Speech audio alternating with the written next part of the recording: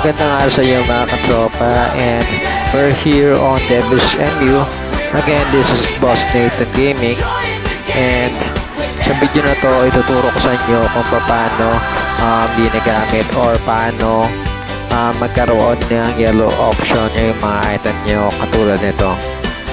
So, first step, you need to work on Kanturo Remain. So, ito yun, no? Ang map na to. And, maghahanap tayo ng gemstone. Or, maghahanap tayo ng gemstone, guys. Ay, parang meron doon, no?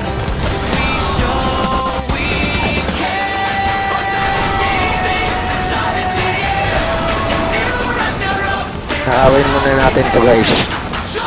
Huwag tayo dito. Medyo, sabi ko na nga ba eh.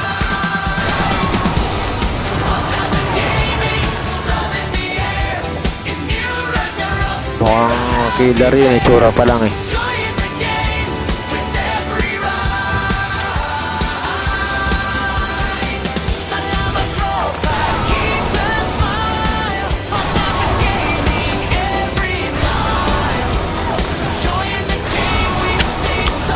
One more thing, guys, kung gagawa kayo ng account nyo dito and meron naman kayong PC or laptop, ang i-register nyo lang account nyo is yung account na pwede sa computer, or yun, di ba, yung pag naglalaro kayo ng MU dati, di ba, merong login user name and password, ganun. Huwag nyo gamitin yung yung Google account nyo. Kasi katulad nito, meron naman akong computer, meron akong PC. And kailangan ko pang gumamit ng emulator. Kasi nahihirapan ako dito sa pag-navigate nyo. Ganyan. Kasi once na gumawa kayo ng account na Google account, accessible lang yun for your Android devices. So, kaya kailangan nyo pang gumamit ng emulator pag gusto nyo laruin yung account nyo. So, ayun yung isang pagkakamali ko dito sa Devil's MU, and huwag nyo nang tudaran. Kasi kita nyo naman, marami na akong karakter na pinalevel, and then kailangan ko palang emulator para gamitin yung account ko. Mas accessible kasi sa computer and mas madali siyang laruin. Katulad niyan, kung halimbawa lipat kayo ng pupindutin nyo lang yung M para mag-work kayo sa ibang mapa. Unlike dito, pupindutin nyo pa tong map na to, ganyan, no? And then tingnan natin, meron na tayong dalawang gemstone. So, ganyan na makakuha ng gemstone, no? Gemstone. Kanturo Remain. And then, i-FK nyo lang yung character nyo. And then, you need to set pick select items, selected items. And then, lagay nyo lang yung gemstone dito, katulad nito. And then, save. Okay? Got it, guys. And then after save that, automatically mag-loot na yung item nyo, yung character nyo ng gemstone. So, one more thing,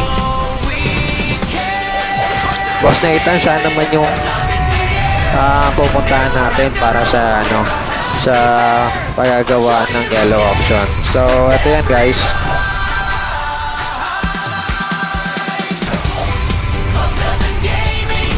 Pindutin nyo lang yung mapa dito and map tab. Yung map tab na yan, may settings yan dito. Transparency, pwede nyo siyang i-low. Yan o, lumalabo siya. Kita nyo? And then pwede ring high, lumilinaw siya. So, ayan, papalabuin natin para hindi masyadong nakakabala sa atin. And then, na-adjust nyo rin yung size niyan. Reduce or reduce. Ayan, kung gusto nyo ganyan. Pwede rin malaki yan kung medyo nalilitan kayo sa settings. And then, once you close this one, automatically close na yung map nyo. And then, after that, kung gusto nyo bubuksan ulit, nanduro na yung previous settings nyo. Okay? Next one. Boss Nathan Gaming, sana man yung pupuntahan natin, diba? So, ito kanina, nandito tayo sa entrance. Gumanto tayo. Lalakad lang kayo ng paganyan. And then, pupunta tayo dito sa gateway machine. So, sa gateway machine na yan, nandiyan yung process natin na paggawa ng yellow option or paggawa ng Gem of Harmony. So, this one is the Gem of Harmony. Sa bawat laro, saya ang dala. Boss Nathan Gaming, saya sa bawat galaw. From young to Ragnarok, we explore. Ayaw kumana ng ano tagyata to. This one is Gem of Harmony. Okay? Ganito siya una. Gemstone siya. And then, may chance siya maging Gem of Harmony. So, tara, guys.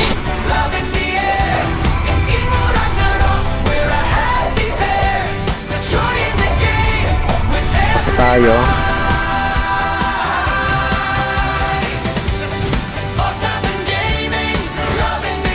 Tanggalin muna natin to kasi nag-chase yung karakter natin ng Manson. So, ayan no. Nakikita nyo, dito na tayo sa gateway machine. Nandito tayo kanina. Lakad lang kayo pa ganyan. Yan. Napakadali lang ng mapa. Okay? Music and lights, Boss Nathan Gaming, everything's bright. We dance, we cheer, we play as a team. And then, kailangan nyo lang i-remind sa isip nyo na kailangan nyo to. Moonstone Pendant. So, itong Moonstone Pendant na to, nalulot nyo to dito mismo sa map ng Kanturo Remain. Okay?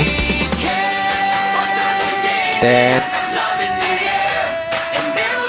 pwede na tayong pumasok dito. So, meron nga palang mga server na hindi nagkapasok dito, okay? Ilipat na kayo sa server 1 or spot 1 or VIP 1, okay? To enter on this gateway machine.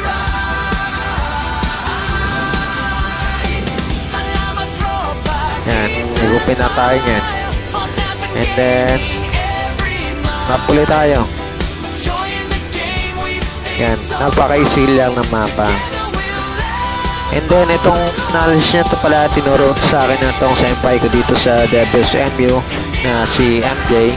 And shoutout sa iyo at maraming salamat sa knowledge na i-share mo sa akin. And ngayon, na-share na natin sa mga newbies na gusto maglaro dito sa Nerd MU at wala pang masyadong idea.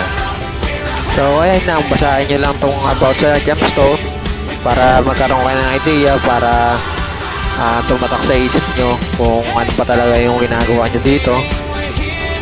And ito, basahin nyo lang. And after that, refine Gemstone. So, ganyan lang, pick up nyo lang yung ano, and may 30% success rate. Refine nyo lang. Yun, may ganito siya. Okay, pick up nyo. Yan. And after that, i-close nyo yan. Kasi every transaction on this NPC or in this machine, kailangan bago yung transaction nyo. So, every transaction close, tapos i-refine natin nyo ulit. Yan, 30 ano.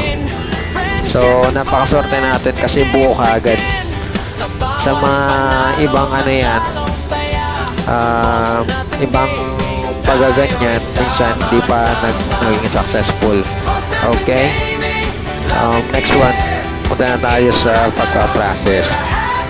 So, ito no, halimbawa, ito yung iwan plus nyo. Papatakan nyo lang siya ng ganyan. Kita nyo nag-fill. Wala siya.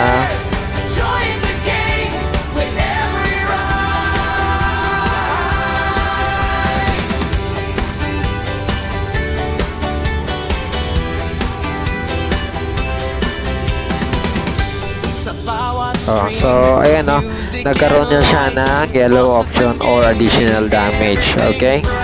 Or additional option. Ganyan no, ganyan yung paggagawa ng additional option or yellow option sa inyong mga item gamit ang Jewel of Harmony and on the process of paggagawa ng Jewel of Harmony by our gemstone. So, okay. And magagawa mo yung process na yan dito sa map na Katuro Remain.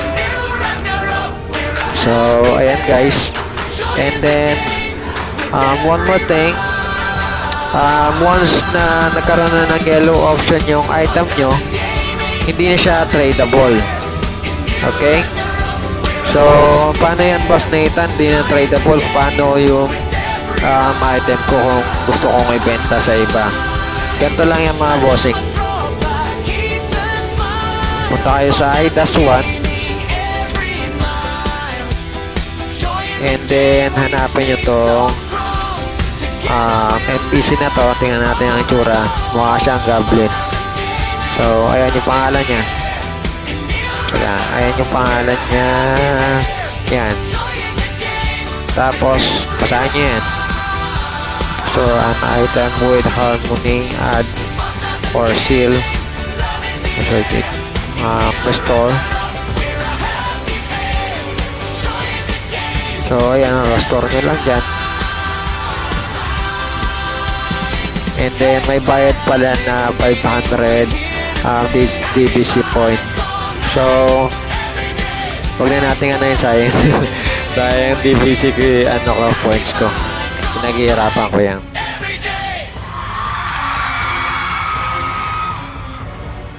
Hey, Boss Nathan Gaming, we're here to play. So, all night, every day. and then sa mga bago, ito yung bago nating hinahunt ngayon. I believe 255 pieces nito. Kailangan mag-ipon ng ganito. And then napapalit siya sa Noria. Yun yung basic information ko doon, kung saan siya ginagamit, and makapalit mo to ng item. Source yan sa tropa ko dito sa game. And then ayan kung paano bundle ng jewels sa mga bago. Pick mo lang yung jewels mo, and then ibabaw mo lang dito, and then ayan kung ilan yung di pa na-combine na jewels mo. And then nakikita nyo dito, dalawa yung hindi nakaka-combine. And then once na kinilig ko tong ganito, combine, okay na. And may bayad siya na DBC points for tax. Ayan, ganyan siya mag-bundle ng jewels. So, ayun natuto na kayo kung paano maglagay ng yellow option gamit yung Jewels of Harmony. And pagka-process ng gemstone to Jewels of Harmony, bundled ng jewel, and yung bago natin ngayon, Cherry Blossom Playbacks. Ipunin nyo lang yan and papapalit nyo ng item. So, yun lang guys, Maraming salamat sa panonood, and thank you for watching this video and supporting my channel. So, sa mga bago pa lang dito sa channel ko, encourage ko kayo na mag-like and subscribe sa channel ko and sa Facebook page ko. So, gaano ko magka 10k subscriber before ako mag-live ng mga MU or MMORPG games. So, support nyo naman ako dahil nag-umpisa pa lang ako. And malaking tulong sa akin yan guys.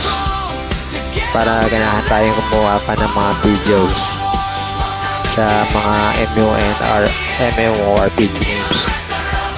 Thank you and have a great day guys. See you on the next video.